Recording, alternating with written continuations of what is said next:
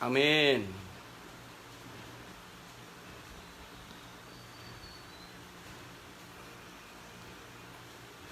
Amin.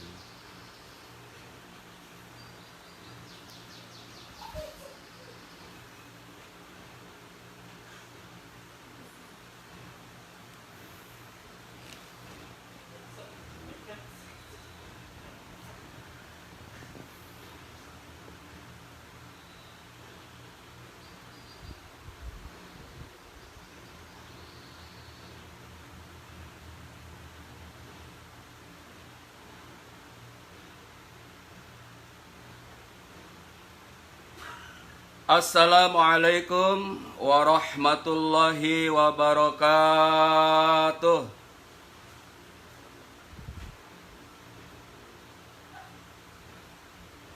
Alhamdulillahil fardis somad, lam yalid walam yulad walam yakul lahu kufuwan ahad. Ashhadu an la ilaha illallah wa ashhadu anna Muhammadan abduhu wa rasuluh. Allahumma salli wa sallim wa barik ala sayyidina Muhammadin wa ala alihi wa ashabihi ajmain, amma ba'du. Alhamdulillah wa syukru ala ni'amillah. Kita ucapkan atas rahmat, inayah, hidayah Allah subhanahu wa ta'ala untuk kita semua. Karena napas kita, penglihatan kita, langkah kita, gerak kita, aktivitas kita, semua hal yang berkaitan dengan hidup dan kehidupan di muka bumi, semuanya sudah ada dalam tatanan sunnatullah, sudah ada dalam ketentuannya Allah subhanahu wa ta'ala. Semoga kita termasuk hamba Allah, umat Rasul yang betul-betul mengimani terhadap qada dan qadarnya Allah subhanahu wa ta'ala. Untuk semua pimpinan, wabil khusus untuk Bapak Haji Joko Asmoro, Pak Haji Rudi, Pak Haji Bang, Pak Haji Edi, dan semua staf tentunya yang tidak bisa disebut satu persatu. Wabil khusus lagi untuk calon jamaah Haji Alia. Semoga dalam keberkahan, meskipun kita baru saja mendapatkan info keputusan yang update bahwa haji bukan dibatalkan, tetapi ditunda untuk ke musim haji tahun berikutnya, yakni 1442 Hijriah ya, dan Masehinya di tahun 2021 Masehi. Insya Allah kita semua menerima dengan lapang, dengan tetap bersyukur kehadirat Allah subhanahu wa ta'ala. Karena sebagaimana pembicaraan di sebelumnya, apapun yang diputuskan hakikatnya adalah oleh Allah subhanahu wa ta'ala. Semuanya insya Allah akan menjadi khair. Khair itu apa? Kebaikan. Kalau kita ikhlas, kalau kita lapang, kalau kita sabar, kalau kita ridho terhadap apa yang diputuskan oleh Allah subhanahu wa ta'ala, seraya senantiasa kita tetap menjalankan kewajiban-kewajiban kita kepada Allah subhanahu wa ta'ala, serta hubungan baik dengan keluarga, hubungan baik dengan masyarakat, hubungan baik dengan alam sekitar. Dan inilah hari ini yang gagas, wabil khusus mohon maaf oleh Kang Dadan ya yang menghubungi kami kemarin, kita halal bihalal. Maka itulah yang sudah tercakup dalam mukadimah. Kita ingin tetap baik ya dengan Allah, kita ingin tetap baik dengan sesama. Allah Subhanahu wa taala berfirman, A'udzubillahi minasyaitonir rajim. Duribat alaihimud dhillah aynama thuqifu illa bihablim minallah wa hablim minan nas.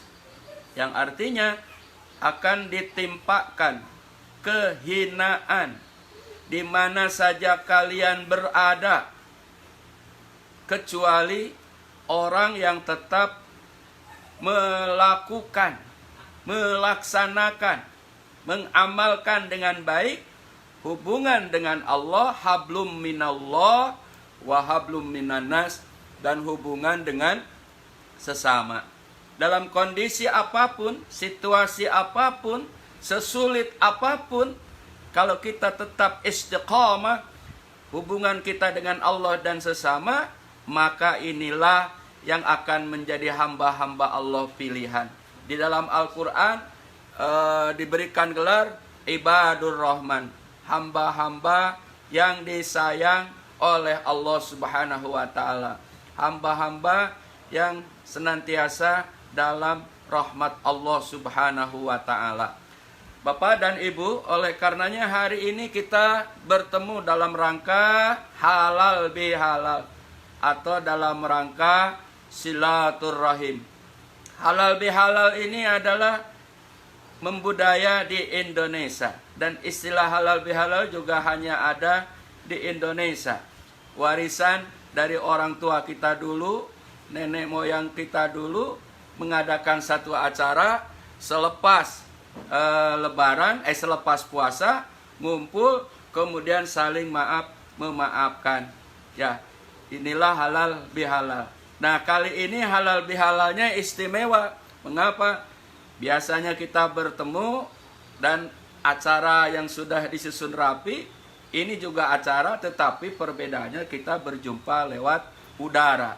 Ya, namun tetap serasa dekat di hati karena kita satu keyakinan, ya, satu akidah, satu keimanan, satu tujuan. Apa itu?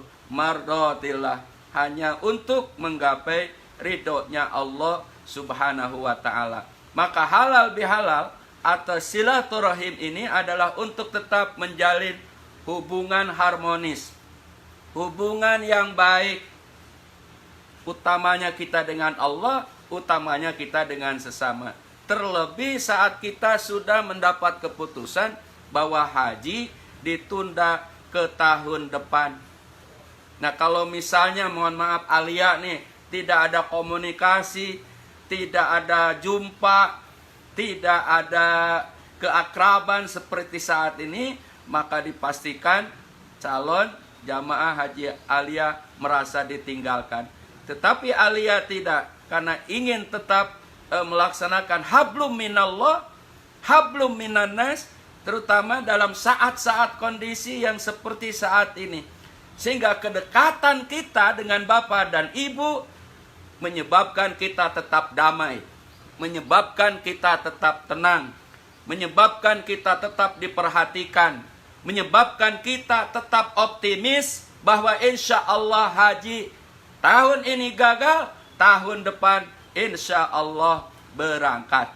Bahkan tadi sempat mendengar obrolan Pak Haji Hamid dengan salah seorang jamaah, mohon maaf ya Ibu ya, ini katanya yang keempat kali gagal.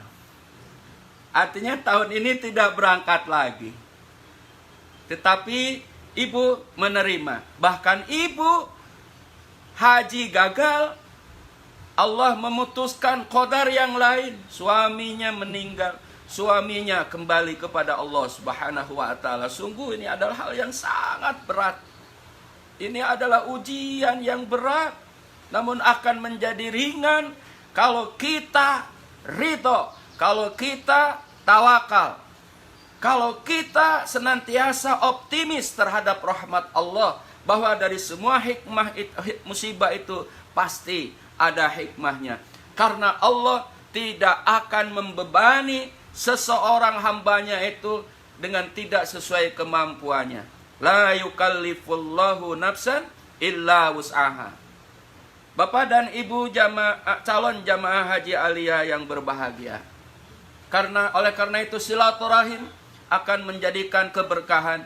Silaturahim akan menjadikan kita tetap harmonis. Silaturahim akan menjadi keberkahan dalam rizki. Silaturahim akan menjadi keberkahan dalam umur. Silaturahim akan menjadi kemanfaatan dan kemaslahatan dari seluruh aktivitas kita. Mengapa? Karena hikmah dari silaturahim itu adalah ada dalam berkahnya Allah Subhanahu wa ta'ala. Ziyadatul khair, dalam kondisi apapun termasuk dalam kondisi sulit, kita tetap akan menjadi orang yang baik di sisi Allah Subhanahu wa ta'ala. Bapak dan Ibu, ada satu ayat yang untuk kita jadikan, taruhlah kalau boleh dikatakan ngaji, bisa juga ya, dalam halal bihalal ini. Bapak Ibu nanti bisa lihat di surah Luqman, surah yang ke-31 ya.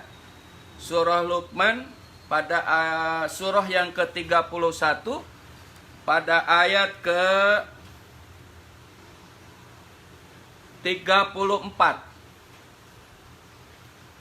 A'udzu billahi minasyaitonir rajim. Bismillahirrahmanirrahim.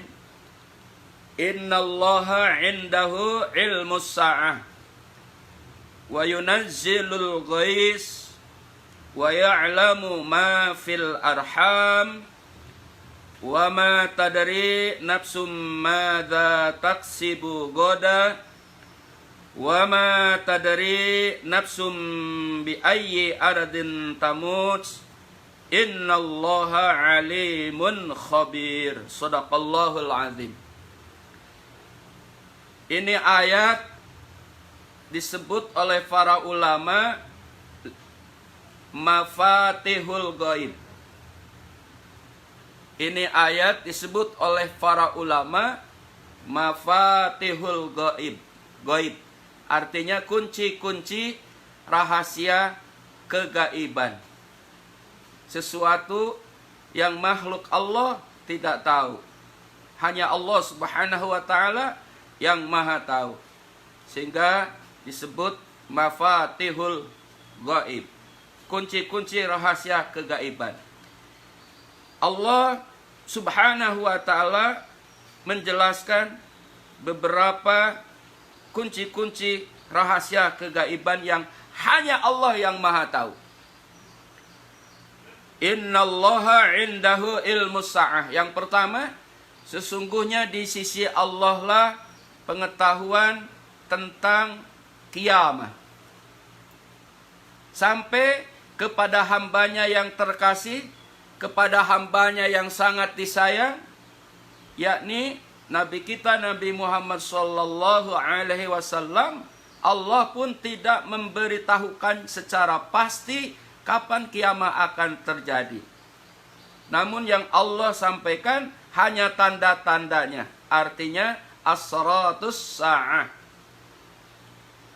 Jadi yang termasuk kunci-kunci rahasia kegaiban atau mafatihul ghaib yang pertama adalah tentang kiamat.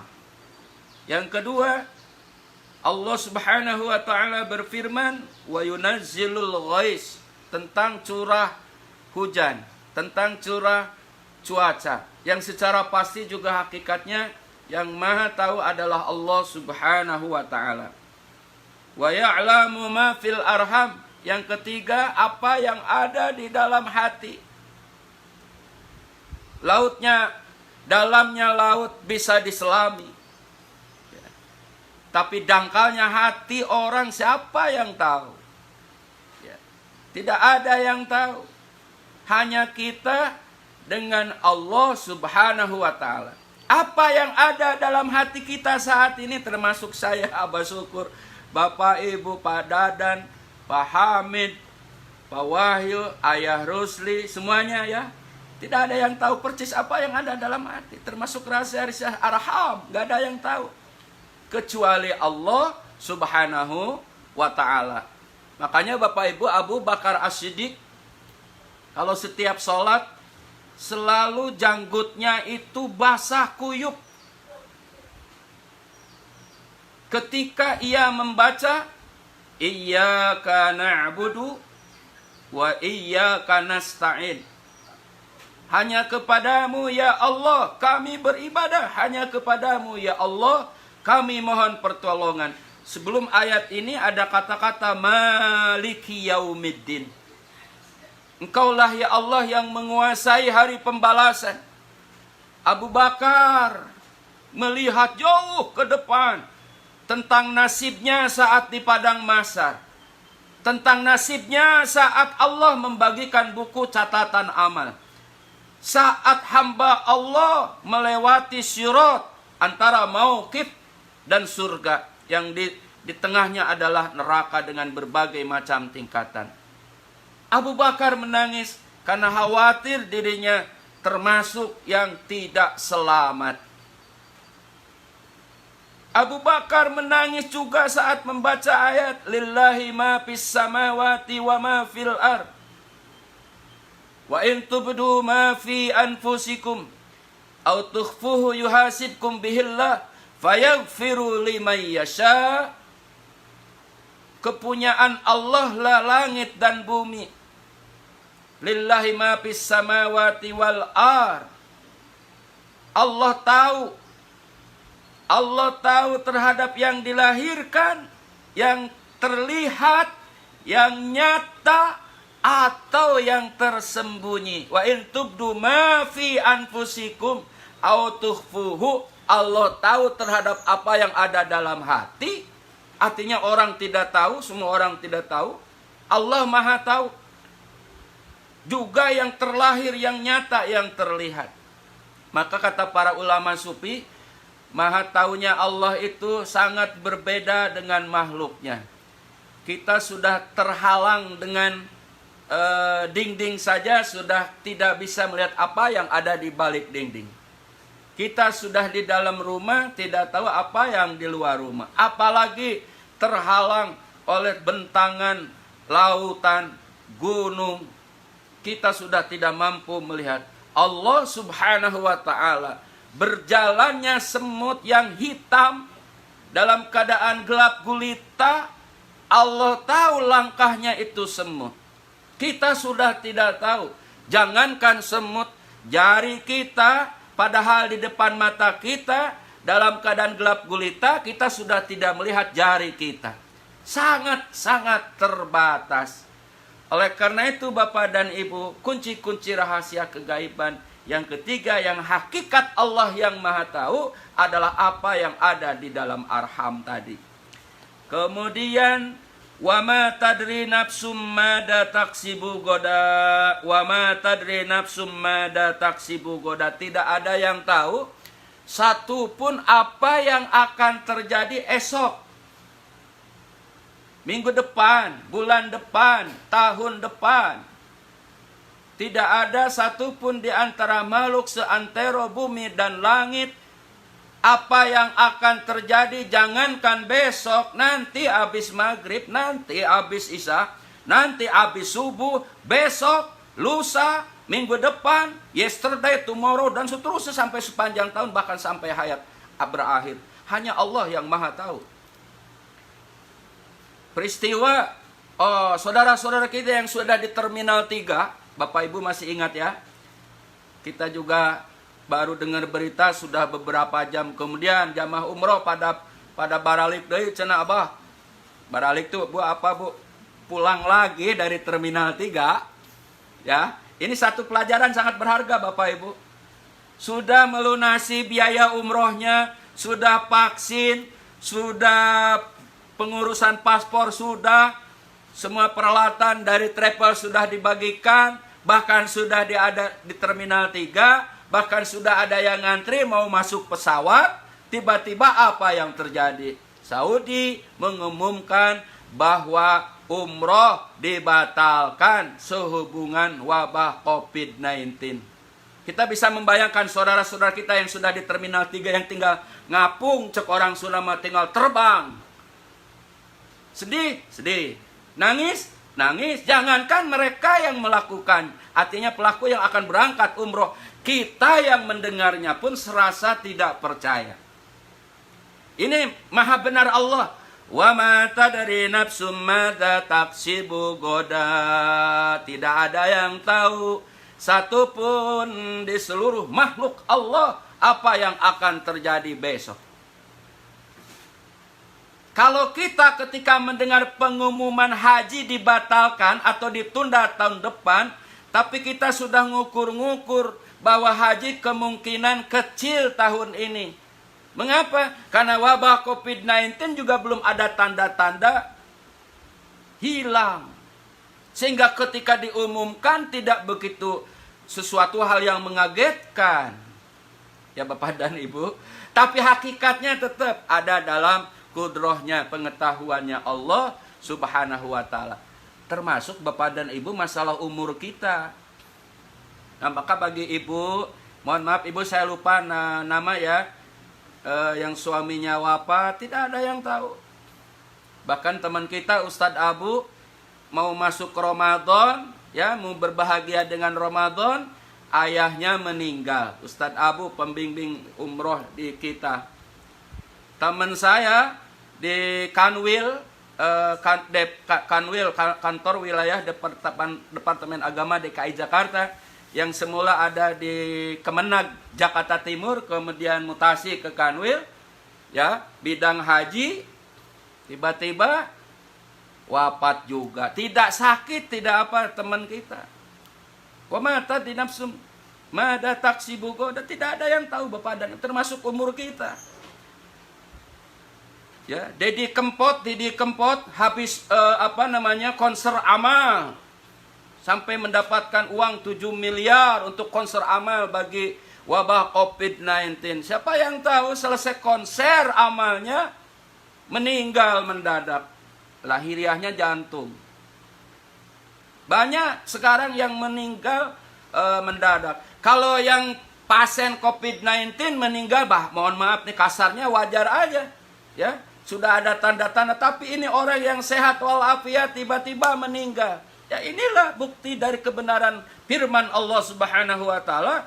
Termasuk dalam masalah umur. Tidak ada yang tahu. Kita pun tidak akan dijamin hidup kita sampai maghrib hari ini. Sampai isya, sampai subuh, besok, bulan depan, tahun depan. Termasuk hal-hal yang kita tidak tahu semuanya. Oleh karena itu Bapak dan Ibu, tetap sabar dan tawakal. Ya, ridho, tawakal, menerima terhadap apa yang Allah putuskan. Kemudian termasuk mafatihul gaib itu, ya, termasuk kunci-kunci rahasia gaib yang Allah mutlak yang maha tahu. Wa ma tadri nafsum bi ayyi ardin tamut. Tidak ada yang tahu satupun di antara makhluk Allah saat kita mati di mana dikuburkan. Saya waktu kuliah di Asy-Syafi'iyah, itu ada musola belakang kampus kecil, orang Betawi kayak, mohon maaf saya lupa namanya Bapak dan Ibu, mohon maaf ya. Itu sudah menyediakan kebun di belakang rumahnya. Tidak hanya kebun dengan tanamannya, tapi dia juga persiapkan untuk kuburnya. Satu, yang kedua, dulu ada tetangga saya, anggota DPR MPR, orangnya terkenal, almarhum Kiai Haji Sa'ad Samlan. Mungkin Bapak Ibu ada yang kenal ya, Kiai Haji Sa'ad Samlan. Beliau pun sudah menyediakan kalau ia meninggal tempatnya di Indonesia. Tapi saat tugas ke Saudi Arabia, beliau wafatnya di mana? Di Madinah. Tapi sempat dibawa pulang apa tidak saya belum tahu, wallahu a'lam. Kemudian siapa lagi? Banyak itu Bapak Ibu. Bahkan nenek saya, ini kita cerita yang nyata aja ya. Nenek saya itu orang Kadupanak, Cianjur, Bapak dan Ibu. Kemudian memang cerai sama kakek saya. Puluhan tahun tidak berjumpa, kemudian beritanya wafat. Dirawat di Bandung. Kebetulan ada adik emak saya yang nomor 2 di Bandung. Kakek saya nengok ke Bandung dari Garut. Dari Cianjur gak ada yang datang satupun, lama. Akhirnya jenazah dibawa ke Garut. Dikuburkan di Limbangan. Tanya aja Kang Dadan tuh adik saya Pak. tukang dadan kalau Bapak nggak percaya. Dibawa ke Limbangan, Kabupaten Garut, padahal dari Cianjur dibawa ke Rumah Sakit Bandung. Dikuburnya di mana? Di Limbangan, Garut. Kenapa tidak ke Kadupanak Cianjur?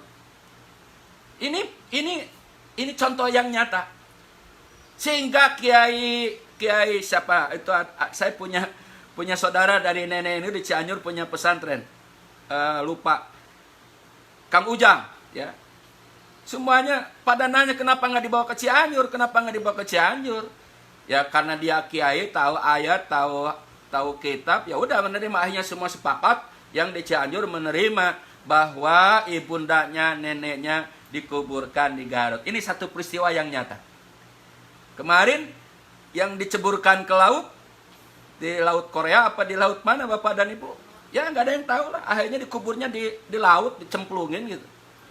Tidak ada. Orang naik pesawat dari Halim waktu itu ya, lewat Karawang. Dulu ada istilah kalau lewat Karawang pesawat goyang gitu.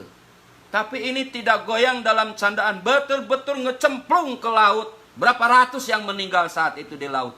Bahkan sekian hari dicari jenazahnya. Akhirnya tidak dikuburkan di areal kuburan secara umum atau mungkin sudah punya areal kuburan yang sudah disediakan. Ini bukti kebenaran ayat. Wa ma tadri nafsun bi ayyi ardin tamut. Tidak ada yang tahu satupun di mana kita akan dikebumikan. Bapak Ibu, inilah rahasia-rahasia kegaiban. Maka hikmahnya, kalau baru peristiwa umroh gagal nggak jadi berangkat karena wabah COVID-19 masih kecil ujian tuh sebetulnya.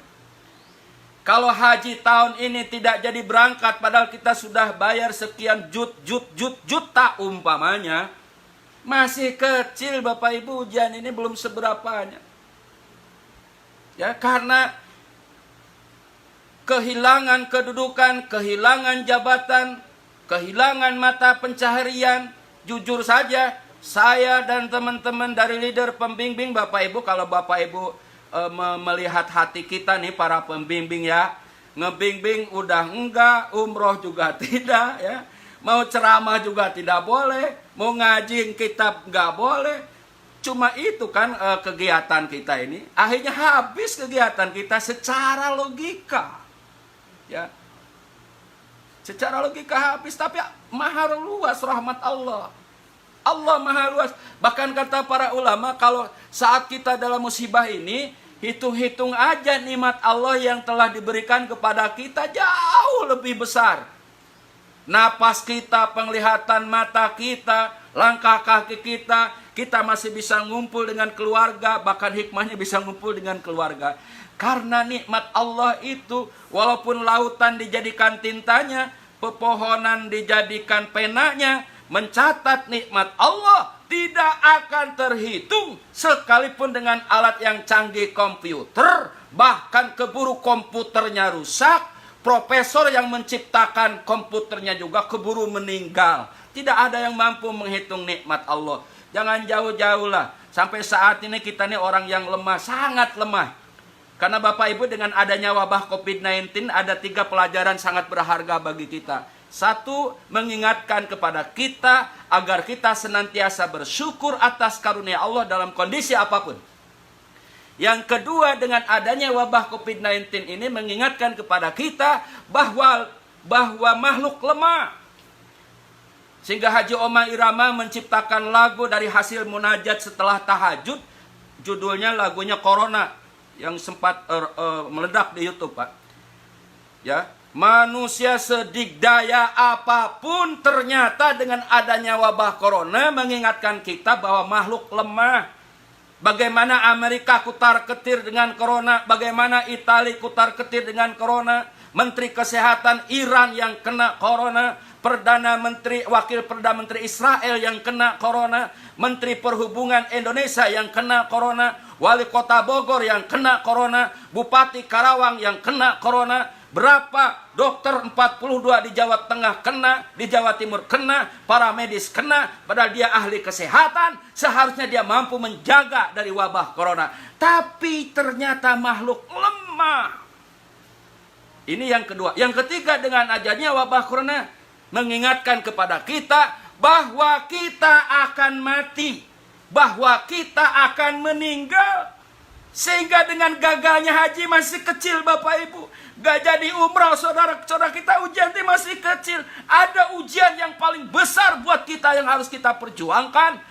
Imankah, kafirkah saat kita mati? Wala tamutunna illa wa antum muslimun. Janganlah kalian mati kecuali dalam keadaan iman dan Islam. Kalau kita mati dalam keadaan iman dan Islam, maka kita orang yang berhari raya, kita orang yang lebaran, kita orang yang mendapat kemenangan. Hakikat orang yang lebaran atau mendapat kemenangan itu Bapak Ibu, saat keluar ruh dalam iman, saat di alam kubur bebas dari siksa kubur, saat di padang mahsyar menerima buku catatan amal dengan tangan kanan, saat melewati Sirat kita selamat. Dan yang kelima, lebaran hakikat itu adalah ketika kita berada di surganya Allah Subhanahu wa Ta'ala. Maka berbahagia Bapak Ibu, orang yang beriman dalam kondisi apapun dia tetap akan bersyukur. Kita jangan menjadi orang yang bangkrut, yaitu orang yang memutuskan silaturahim. Maka orang tua, nenek moyang kita, para ulama kita dulu mengadakan acara halal bihalal, intinya untuk silaturahim. Jangan sampai kita menjadi orang bangkrut. Karena Nabi pernah bertanya kepada sahabat, atadaruna minal muflis? Hei sahabatku, kalian tahu nggak orang yang muflis? Orang yang muflis, kata para sahabat, adalah orang yang bangkrut dagangnya. Kata para sahabat, orang yang punya industri tutup industrinya. Kata sahabat, orang yang punya mall mem-PHK karyawannya seperti yang di Depok, ya. Orang yang bangkrut itu adalah orang yang gagal berangkat haji. Mohon maaf contoh ya Bapak Ibu ya. Dan lain-lain. Ternyata orang yang bangkrut itu orang yang datang di hadapan Allah Subhanahu wa Ta'ala, membawa sholatnya, membawa zakatnya, membawa ibadah hajinya, membawa ibadah umrohnya, membawa amal-amal yang lainnya. Tetapi dia juga membawa amal. Pernah nampar si fulan, pernah ngambil barang si fulan, pernah korupsi, pernah mengambil hak bukan yang haknya. Sehingga Allah mengadu, ya Allah, orang ini adalah orang ahli ibadah. Iya, secara kacamata. Tapi dia pernah nampar pipi saya. Dia pernah ngambil barang saya. Saya sekarang diadukan kepadamu, ya Allah. Apa kata Allah akhirnya Bapak dan Ibu? Hei malaikat, lemparkan orang ini ke neraka. Walaupun dia sholat, walaupun berkali-kali haji, walaupun berkali-kali umroh. Kenapa? Karena hubungan dengan sesamanya tidak baik. Oleh karena itu mari kita tetap menjaga silaturahim, baik dengan Allah, baik dengan sesama, sehingga insya Allah kita tetap dalam keberkahan. Demikian Bapak Ibu yang dapat saya sampaikan, mudah-mudahan bermanfaat. Pada intinya halal bihalal ada silaturahim, menjalin kebersamaan, tetap kita dekat dengan Bapak Ibu, sehingga Bapak Ibu tidak merasa ditinggalkan oleh kami. Kami tetap cinta, ya Bapak Ibu, sayang Bapak Ibu. Kami tetap akan hubungan seperti yang disampaikan oleh Pak Rudi tadi. Tetap kita akan manasik walaupun di Zoom. Billahi taufiq wal hidayah. Assalamualaikum warahmatullahi wabarakatuh.